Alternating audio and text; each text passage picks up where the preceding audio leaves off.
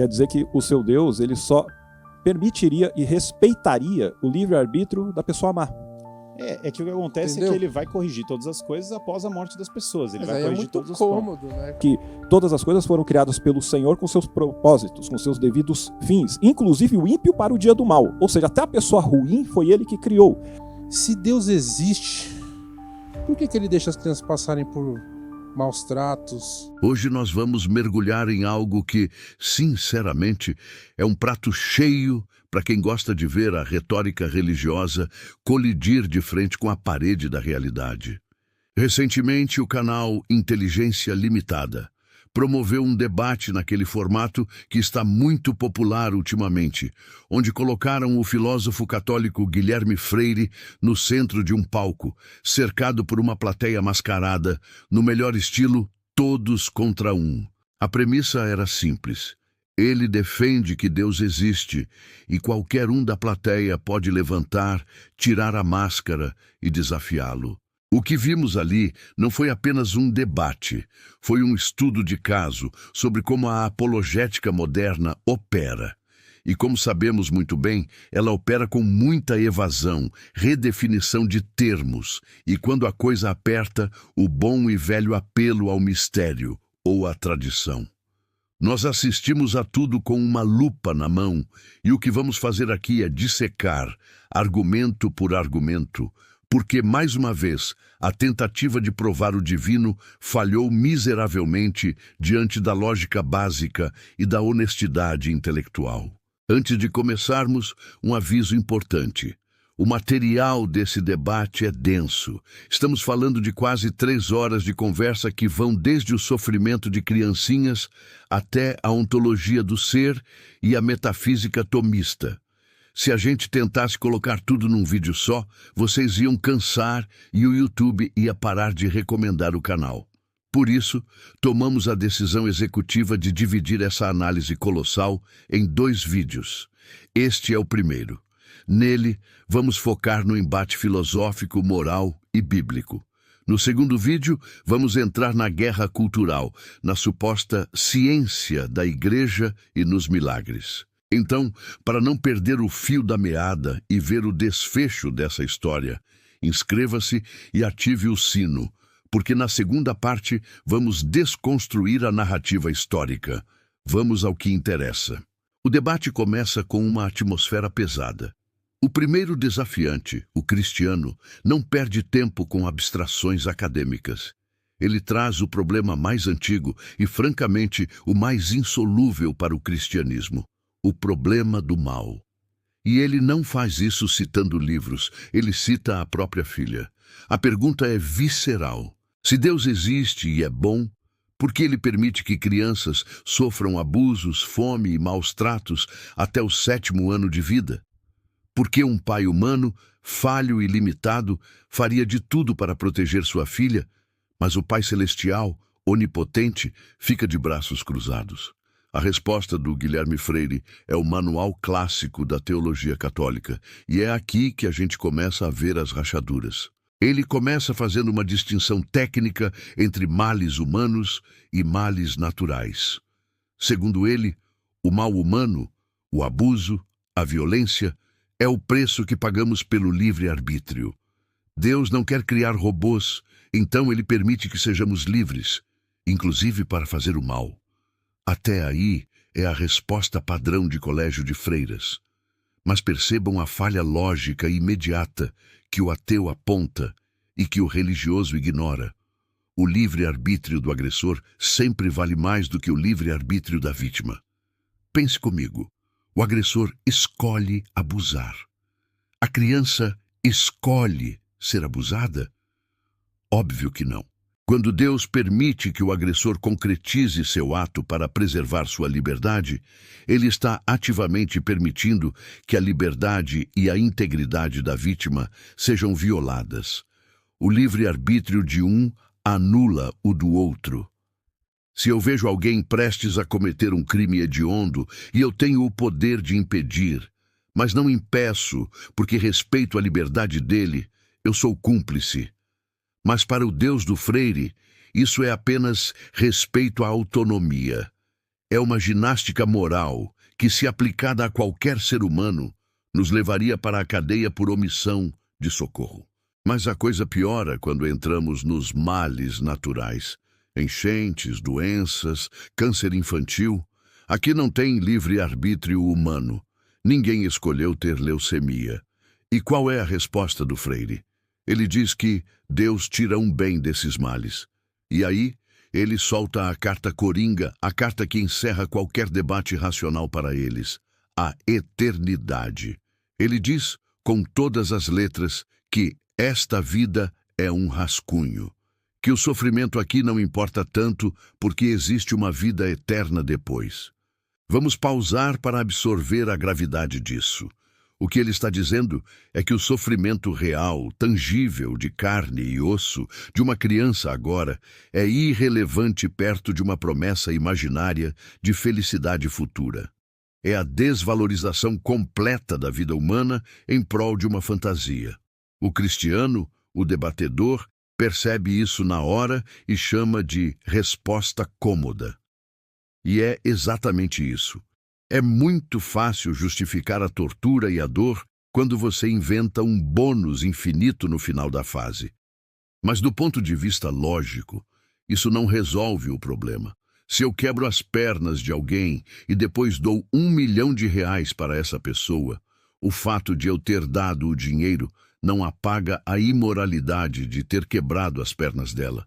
A recompensa futura não justifica a injustiça presente. Se Deus precisa que uma criança sofra para tirar um bem maior disso, então Deus é limitado. Ele não consegue alcançar esse bem maior sem usar o sofrimento como ferramenta? Então ele não é onipotente. Ou ele consegue, mas prefere usar o sofrimento. Então ele não é bom. O Freire tenta sair dessa encruzilhada, dizendo que nós todos vamos morrer, como se a inevitabilidade da morte tornasse o sofrimento durante a vida menos importante. É um argumento nihilista disfarçado de esperança.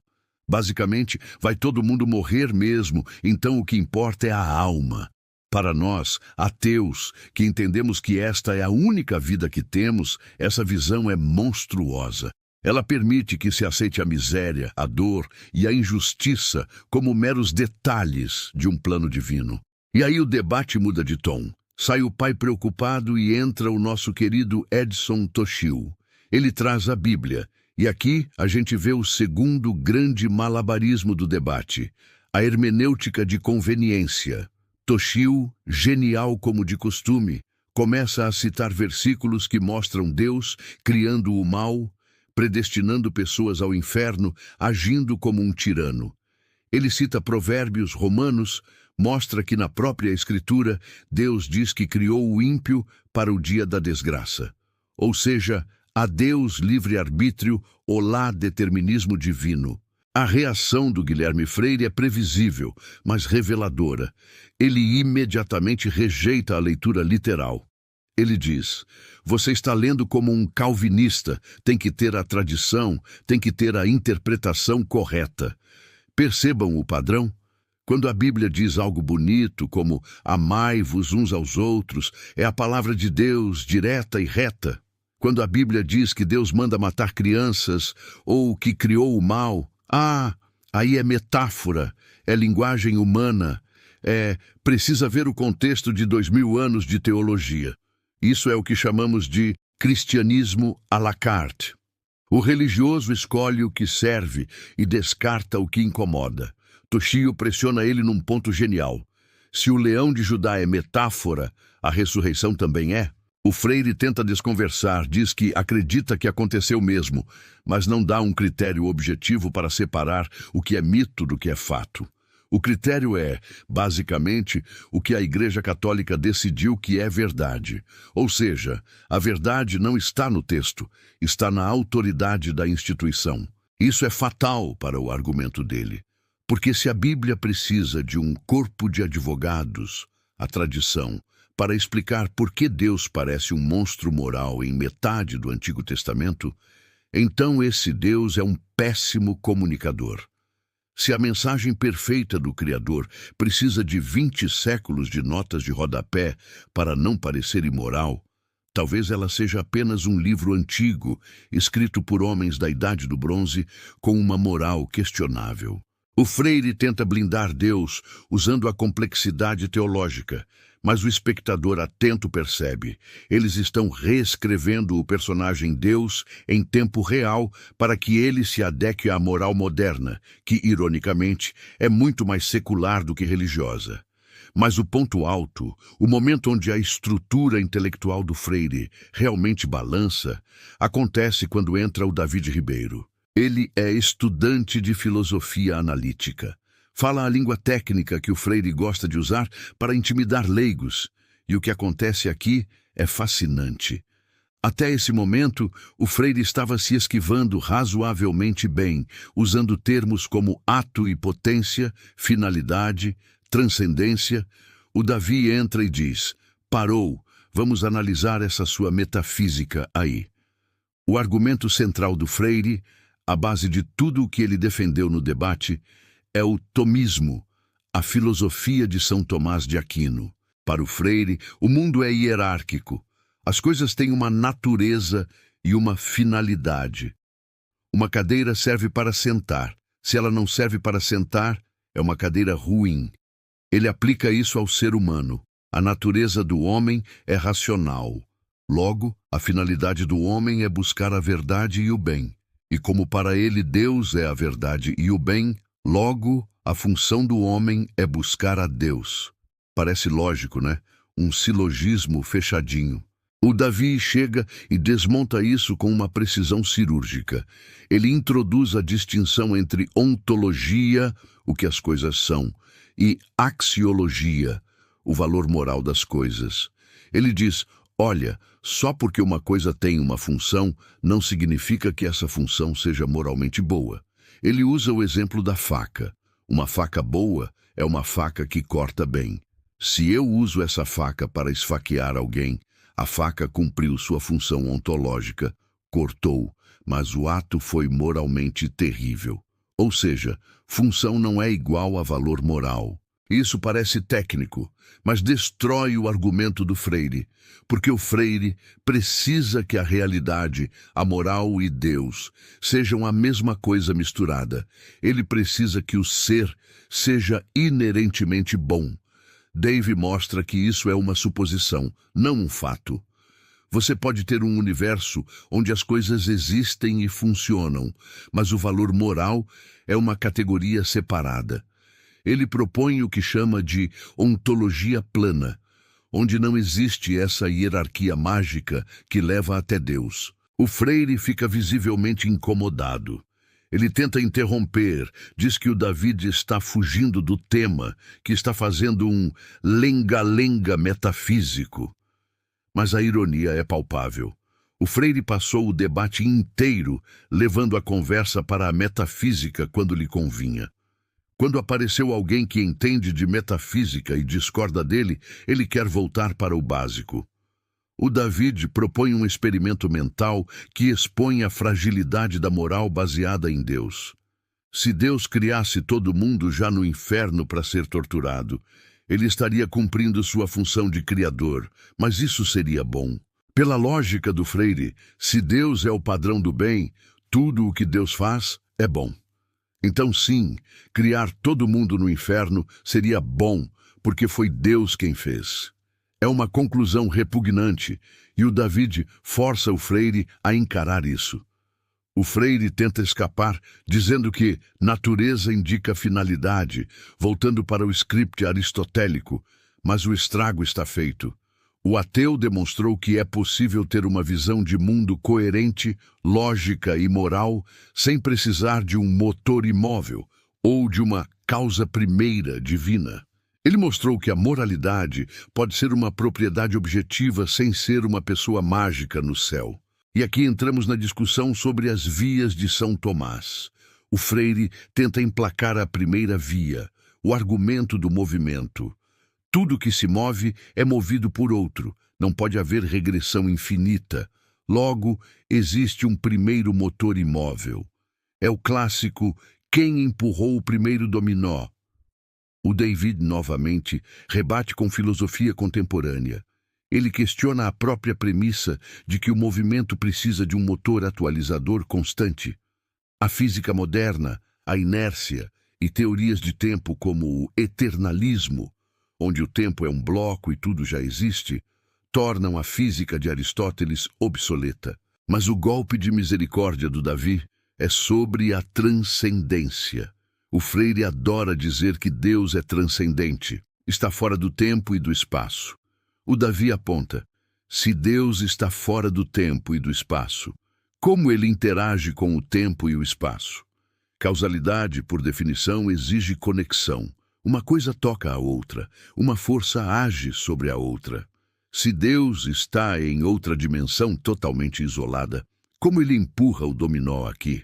O conceito de um Deus imaterial interagindo com um mundo material é uma contradição lógica. É como dizer que um conceito abstrato de coragem pode abrir uma porta física. Não pode. A resposta do Freire para esse massacre intelectual? Fé e razão são complementares. Percebam a retirada estratégica. Quando a lógica falha, quando a metafísica é refutada, ele recua para a fé. Ele diz que aceita as premissas e que se você aceitar as premissas dele, a conclusão funciona. Ora, isso é óbvio. Se eu aceitar a premissa de que o Papai Noel existe e mora no Polo Norte, a conclusão de que os presentes vêm dele é lógica. O problema não é o raciocínio interno, é que as premissas não correspondem à realidade. O ateu venceu aqui porque mostrou que não somos obrigados a aceitar as premissas medievais do catolicismo para explicar o mundo. A ciência e a filosofia moderna explicam os dados da realidade muito melhor, sem precisar da hipótese Deus.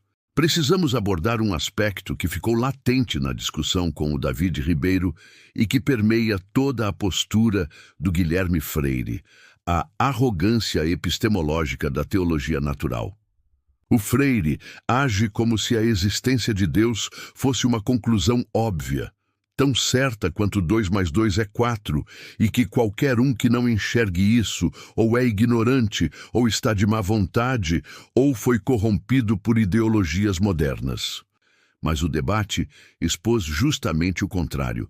A certeza dele é construída sobre um castelo de cartas de definições circulares. Quando o David questiona se a maldade é uma propriedade ontológica, ou seja, se o mal existe ou é apenas ausência do bem, o Freire se vê obrigado a defender teses que vão contra a nossa intuição moral básica.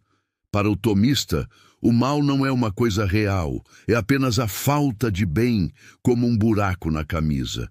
O buraco não existe em si, é a falta de tecido. Isso soa bonito na teoria, mas na prática, tente dizer para uma vítima de tortura que a dor dela não é uma presença real, mas apenas uma ausência de conforto. É um insulto à experiência humana. O ateísmo, representado ali pela filosofia analítica e pelo naturalismo, oferece uma explicação muito mais robusta. O mal é real, porque o sofrimento de seres conscientes é real. Nós não precisamos de uma essência divina para saber que causar dor é errado. A evolução nos deu empatia, a sociologia nos deu normas de convivência e a razão nos permite construir sistemas éticos seculares. O Freire tenta pintar um quadro onde sem Deus tudo é permitido, mas o debate mostrou que, na verdade, sem Deus, nós somos responsáveis por nós mesmos. E é isso que assusta o religioso. A responsabilidade total. Se não tem um Pai no céu para corrigir as injustiças depois que morremos, então a responsabilidade de corrigir as injustiças agora é nossa. Isso coloca um peso imenso sobre a humanidade, mas também nos dá uma dignidade que a religião rouba. A religião diz: aguente firme, o papai vai consertar tudo no final. O ateísmo diz: não tem ninguém vindo nos salvar, então é melhor a gente consertar isso aqui logo. O contraste entre essas duas visões ficou gritante quando discutiram sobre o sentido da vida. Para o Freire, a vida só tem sentido se for eterna. Para os opositores, a vida tem sentido porque é finita. O valor de algo escasso é maior. Se eu tivesse férias infinitas, nenhum dia de férias seria especial. É o fato de que vamos morrer e de que muito provavelmente não haverá parte 2, que torna cada abraço, cada descoberta científica e cada ato de bondade algo precioso. O Freire tentou vender a eternidade como o único consolo, mas acabou soando como alguém que não consegue apreciar a beleza da existência por si só, precisando inventar um significado oculto para se sentir validado. Agora, vamos falar sobre a honestidade do debate em relação às provas da existência de Deus. O Freire, em vários momentos, usou a tática do Deus das lacunas, embora de forma sofisticada. Ele não diz, não sei como o raio cai, logo foi Deus. Ele diz, não sei como o ser se sustenta na existência, logo é Deus. Mas o princípio é o mesmo. Ele aponta para um mistério metafísico. Por que existe algo em vez de nada? E cola o adesivo Deus católico em cima. O problema que os ateus no debate apontaram bem é o salto lógico. Mesmo que a gente admitisse que existe uma causa primeira ou um motor imóvel, como você pula dessa energia abstrata e impessoal para o Deus da Bíblia, que se preocupa com quem você dorme, que manda não comer camarão, ou comer dependendo da época, e que encarnou num carpinteiro na Judéia? Esse salto é gigantesco e injustificado. O Freire tenta fazer essa ponte usando a história e a tradição, mas como vimos na parte bíblica, a história e a tradição são cheias de furos e contradições. Houve um momento interessante onde um debatedor trouxe a questão da probabilidade. O que é mais provável? Que as leis da física e a evolução expliquem a complexidade do mundo ou que uma mente imaterial, onipotente e onisciente existisse do nada e criasse tudo? A navalha de Occam, o princípio de que a explicação mais simples geralmente é a correta, corta a garganta de Deus aqui. A hipótese Deus adiciona uma complexidade infinita para explicar a complexidade finita. Você cria um mistério maior para explicar um menor. O naturalismo, por outro lado, constrói o complexo a partir do simples, átomos, moléculas, células, vida, mente. É um caminho ascendente, comprovável. O teísmo é um caminho descendente, mágico, que exige que a gente aceite a conclusão antes da premissa. E não podemos ignorar a postura do Freire durante essas trocas. Havia uma condescendência constante. Você não leu o livro tal, isso é uma leitura calvinista. Você não entende a tradição. Essa tática de carteirada intelectual serve para mascarar a falta de evidências. Se a verdade de Deus fosse tão evidente quanto a gravidade, não seria necessário ler 50 livros de teologia medieval para enxergá-la. A gravidade funciona quer você tenha lido Newton ou não. Deus aparentemente só existe se você ler a bibliografia correta e concordar com as definições prévias. Isso não soa como uma verdade universal, soa como um clube exclusivo. Outro ponto que merece destaque nesta análise da primeira metade é a questão da moralidade objetiva, que o Freire defende com unhas e dentes. Ele diz que, se Deus não existe, só existe a opinião de cada um. Isso é falso. Existem fatos morais que derivam da natureza dos seres conscientes. O bem-estar é preferível ao sofrimento. Isso não é opinião, é um fato biológico e psicológico. A partir desse axioma, podemos construir uma moralidade objetiva secular. Sociedades que protegem seus membros prosperam. Sociedades que se matam desaparecem. A moral evoluiu. Nós não precisamos de tábuas de pedra descendo da montanha para saber que matar o vizinho é uma má ideia para a sobrevivência do grupo. O Freire, ao negar isso, se coloca numa posição perigosa. Ele está dizendo, essencialmente, que a única razão pela qual ele não comete atrocidades é porque acredita em Deus. Isso é assustador. Se a única coisa que segura a bússola moral de alguém é o medo do inferno ou a obediência divina, essa pessoa não é boa. Ela é apenas obediente. O ateu que faz o bem sem esperar recompensa divina ou temer punição eterna demonstra uma moralidade muito mais genuína e desinteressada. Chegando ao fim desta primeira grande análise, o placar até agora é desfavorável para a apologética católica.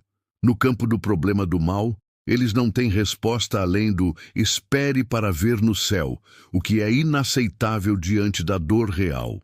No campo bíblico, eles dependem de malabarismos interpretativos, que tornam o texto sagrado uma massinha de modelar. E no campo filosófico, a metafísica deles foi exposta como um sistema circular, preso a conceitos medievais de física que não se sustentam no mundo da mecânica quântica e da relatividade. O Guilherme Freire é um orador habilidoso, sem dúvida. Ele fala bem, mantém a calma e projeta autoridade. Mas, num debate de ideias, a estética não deve vencer a substância. E a substância dos argumentos ateístas e agnósticos apresentados ali foi corrosiva para a fé. Eles mostraram que é possível explicar o mundo, a moral e a vida sem a hipótese de Deus. E quando você não precisa de uma hipótese para explicar nada, essa hipótese se torna irrelevante. Mas calma, que a batalha não acabou. O Freire ainda tem cartas na manga. Ele vai tentar sair do campo da lógica pura e entrar no campo da história e do sobrenatural. Ele vai tentar argumentar que a Igreja Católica, apesar de tudo, foi a grande mãe da civilização ocidental, a padroeira da ciência. Sim, ele vai tentar defender isso. E que milagres como Fátima e Guadalupe são as provas científicas que faltavam. Será que a Igreja realmente salvou a ciência ou a atrasou em 1000 anos? Será que a princesa Isabel agiu por fé ou por pressão econômica?